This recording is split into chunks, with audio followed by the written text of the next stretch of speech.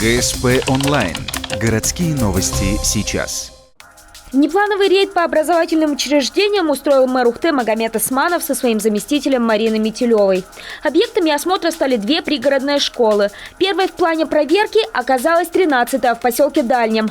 До недавнего времени считавшаяся одной из проблемных. Тут был жуткий холод в столовой, которая является одновременно и актовым залом, а крыша, которую ремонтировали года 3 назад, нещадно текла. Но за пару лет все дефекты устранили. Кровлю залатали, а в пищеблоке сделали свежий ремонт. Осталось разве что одна глобальная проблема – спортивный зал. Прохладно в зале бывает. Прохладно Зимой, бывает? да, окна у нас не Вот очень. идет мороз, говорили, тоже холодно было, да?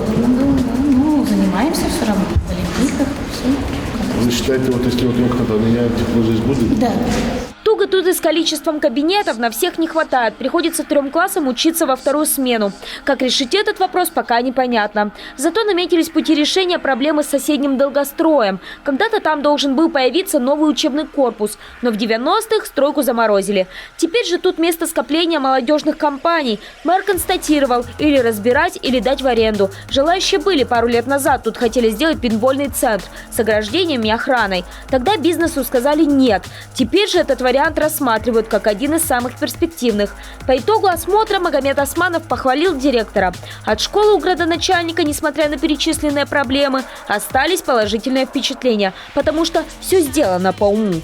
В кабинетах тепло. Тепло. На 3-м этаже вообще очень жарко. Как бы первый этаж попрохладнее.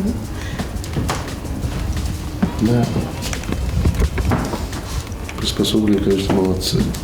А вот в следующей школе, 8-й, в этом плане совсем не повезло. Только подъехал мэр к крыльцу, сразу замечание. Пожарная лестница не перекрыта, полезут туда дети, недолго и свалиться, потому что сверху все прогнило. Дальше больше. Сразу с порога в спортивный зал, на который без слез не взглянешь. Дети занимаются в холодном, обшарпанном помещении уже явно не 1 год.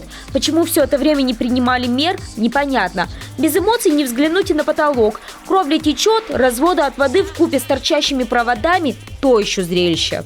Это школа, это дети.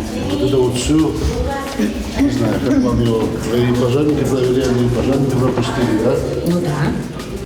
Апогеем стала плесень на стенах актового зала. И тут находятся дети. Просьба мэра показать что-то хорошее осталась без ответа.